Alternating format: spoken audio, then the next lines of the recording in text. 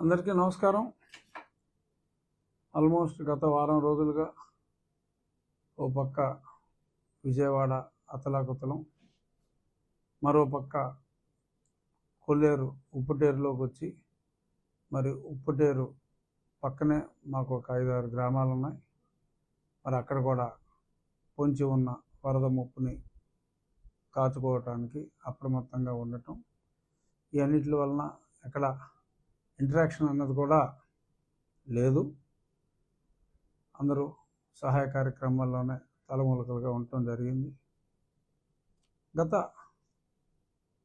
10 రోజులుగా మరి అవిశ్రాంతంగా ముఖ్యమంత్రి గారు ఆయన ఎన్ని గంటలో నిద్రపోయారో తెలియదు. ఎప్పుడు చూసినా అయితే రోడ్డు మీద ఇంట్లో కావచ్చు, బుల్డోజర్ మీద కావచ్చు, ఎప్పుడు ప్రజలకు అందుబాటులో కొంచెం ఖాళీ సమయం దొరికితే మరి కలెక్టర్స్ కాన్ఫరెన్స్ ఈ సంబంధించిన జిల్లాలో అన్నిటికి కలెక్టర్లతో, ఎస్పీలతో, ఇంక్లూడింగ్ డిఎస్పీస్ కంటిన్యూస్గా మరి కంటికి రెప్పల అప్రమత్తంగా అన్నీ తానై చూసుకోవటం. Age is only A number అని చెప్పి చాలామంది అంటూ ఉంటే మనం నిజం కాదనుకుంటాం. బట్ చంద్రబాబు నాయుడు గారు లాంటి గొప్ప నాయకులను చూసిన తర్వాత age is only A number, నీ మనసులో నీ ఏజ్ ఎంత అనుకుంటే అలాగే నువ్వు ఉండగలవు అని చెప్పి నిరూపించారు. సో ఆయనకి నా హృదయపూర్వక ధన్యవాదాలు. కెలామిటీ అనేది చెప్పి రాదు. మరి కెలామిటీ వచ్చినప్పుడు దాన్ని తట్టుకోగలిగే గుండె ధైర్యం జనాలకు ఇవ్వటం. చాలామంది మాట్లాడతారు, ఎందుకు ఇలా జనాల్లోకి వచ్చి తిరగకపోతే మానిటర్ పెట్టుకుని చూడొచ్చు కదా అని. మానిటర్ పెట్టి చూడొచ్చు కొంతవరకు కాదు, సహాయ చర్యల వరకు ఇబ్బంది ఉండకపోవచ్చు. మానిటర్లో చూసినా, బుల్డోజర్కి తిరిగినా, కానీ అక్కడ ప్రజలకి ఒక ధైర్యం, మానసిక స్థైర్యం కావాలి ఇలాంటి సమయాల్లో. ఆ స్థైర్యం అనేది 100%, 100% ఆయన కూడా ఆ జనాల్లో తిరిగినప్పుడు మనకి ప్రమాదం లేదు. ప్రమాదం ఉంటే ముఖ్యమంత్రి గారు ఎందుకు వస్తాడు? తిరగడు కదా. ఇక్కడ ఆయన తిరుగుతున్నాడు అంటే, ఇంత ధైర్యంగా, ఇంత ఓపెన్గా ఆయన తిరుగుతున్నాడంటే మనకి ప్రమాదం లేదు అని ఒక చక్కటి ఇండికేషన్ ఇవ్వటం కోసం మరి చంద్రబాబు నాయుడు గారు ఆ రకంగా తిరగాల్సి వచ్చింది, రాత్రనక పగలనక. సో కాబట్టి ఇటువంటి కష్ట సమయంలో మరి ఇటువంటి నాయకుడు ఉండటం దురదృష్టంలో, వరదలు దురదృష్టం, ఆ దురదృష్టంలో చిరు అదృష్టం ఇటువంటి నాయకుడు మనకుంటాం. వేడుకలకి ఇది సమయం కాదు.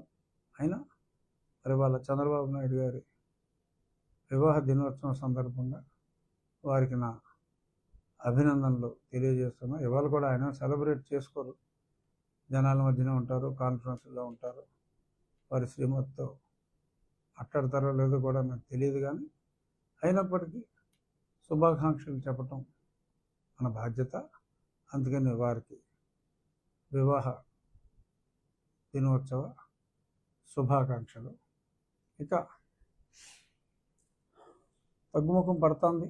అక్కడ తగ్గుముఖం పట్టే కొద్దీ మాకు ఆ నీరు కొల్లేరు నుంచి మా ఉప్పుటేరు నుంచి సముద్రంలోకి వెళ్ళే దారిలో ఇక్కడైతే కంటిన్యూస్గా కొన్ని సెంటీమీటర్లు గంటకి పెరుగుతుంది.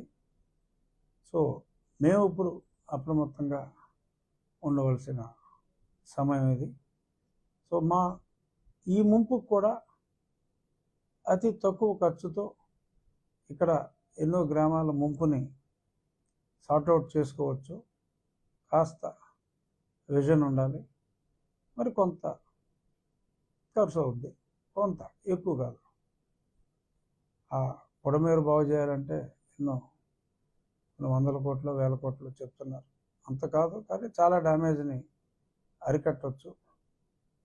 సో కొల్లేరులో కూడా మరి కొంత ఏరియా ప్రక్షాళన చేయవలసిన అవసరం ఉంది. 5వ నెంబర్ కాంటూరు 6వ నెంబర్ కాంటూరు వలన పెద్దగా ఇబ్బంది లేకపోయినప్పటికీ మెయిన్ కాంటూర్లో కొంచెం కీ కాంటూర్స్లో కాస్త ఇబ్బందులు ఉన్నాయి. అటు రైతులకి ఇబ్బంది లేకుండా, అంటే నిజమైన ఆ కొల్లేరు వాసులకి ఇబ్బంది లేకుండా, ఒక పక్క పర్యావరణాన్ని కూడా కాపాడుకుంటూ ఇటువంటి వరద విపత్తులు రాకుండా కూడా ఉండేలాగా డెఫినెట్గా చేయొచ్చు. ఒకప్పుడు అభయారణ్యం అని పిలిచేవాళ్ళు ఈ కొల్లేరు ప్రాంతాన్ని. చేపలు పెంచుకోవడానికి ఇప్పుడు వెంగళవారి టైంలో పర్మిషన్ ఇచ్చారు. చేపలు పెంచుకోవడానికి పర్మిషన్ ఇస్తే మరి ఎక్కడో సైబీరియా నుంచి పక్షులు వస్తున్నాయి. మరి ఆ పక్షులు బతకాలంటే కనపడిన చేపలు తింటాయి. సో వాళ్ళు పెంచుకునే చేపలని తినేస్తుందని చెప్పి వలస పక్షుల్ని చంపేయటం మొదలుపెట్టారు. ఎక్కడో కానీ మరి ఎక్కువగా రావటల్లా ప్రకృతిని కూడా మనం కాపాడుకోవాల్సిన అవసరం ఉంది. ప్రజలు అవసరం, ప్రజల అవసరాలు అవసరం, ప్రజలు ఎలాగో అవసరమే, ప్రజల అవసరాలు అవసరం. అట్ ది సేమ్ టైం కొల్లేరు అనేది ద బిగ్గెస్ట్ మంచినీటి సరస్సు ఈ ప్రాంతాల్లో. మరి అటువంటి మంచినీటి సరస్సు మరి ఇప్పుడు సెలనిటీ పెరుగుతుంది. దాన్ని అరికట్టవలసిన బాధ్యత పర్యావరణ శాఖ మంత్రి గారి మీద ఉంది, రాష్ట్ర ప్రభుత్వం మీద ఉంది. మళ్ళీ సైబీరియన్ పక్షులు రావాలి, రైతులు సర్వైవ్ అవ్వాలి, పక్షులు రావాలి. ఎన్ని చేపలు తినేస్తాయి? మనిషిలాగా విపరీతమైన ఆశ పక్షులకి జంతువులకి ఉండదు. పక్షి తన ఆకలి తీర్చుకునే వరకే ఆ కొంచెం ఆహారం తింటుంది. మనం మనుషులమే, మన తర్వాత తరం, ఆ తర్వాత తరం, ఆ తర్వాత తరం ఎంత దోచినా కూడా దాహం తీరనిది, ఆకలి తీరనిది మనిషి. కాస్త ఒక చేపను తినో, ఇంకేదో తినో బతికి ఆ పక్షుల్ని చంపటం అనేది చాలా దారుణం.